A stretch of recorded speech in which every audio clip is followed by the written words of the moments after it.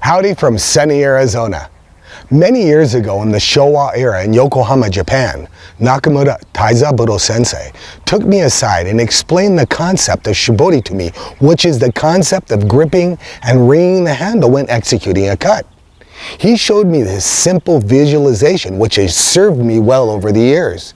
He said, "You need tension, force, and pressure behind the blade and your cuts that is created by the positioning of the muscles in your arms and your hands in such a way it creates a spring-like tension.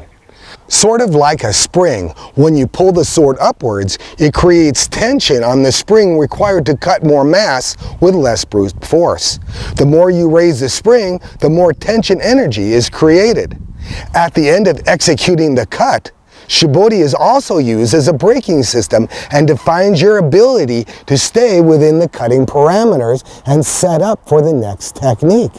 This is how you create tension with your hands, wrists, and arms. Bring the blade to a lower parallel to the ground. Turn both hands inward until tight. Now raise the sword's blade up and back about 180 degrees, where it is then again parallel to the ground. Your arms should be uncomfortable with this new feeling of tension in those muscles. If you loosen your grip like this, the tension and the spring will lessen or disappear, thus the cuts will not be consistent. With a firmer, more developed gripping tension, it should not matter what type of blade you cut with to execute strong and consistent cuts.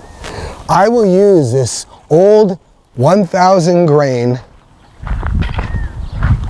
traditional rusted out, beat up Japanese sword.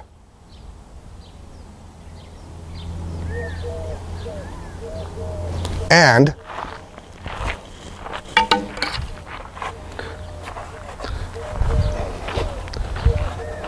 this old piece of bamboo.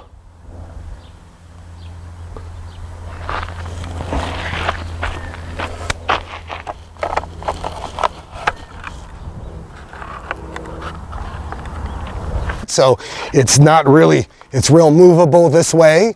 You have to remember too that if you have a stand that holds it in there perfectly, that's nice. But if you have a stand or something that just keeps it wobbly like this, it teaches you to be a little bit harder, faster, and your technique to be a little crisper. For example, again, come in here, bring it up, keeping that tension like the spring, set in, up, set in, up, set in,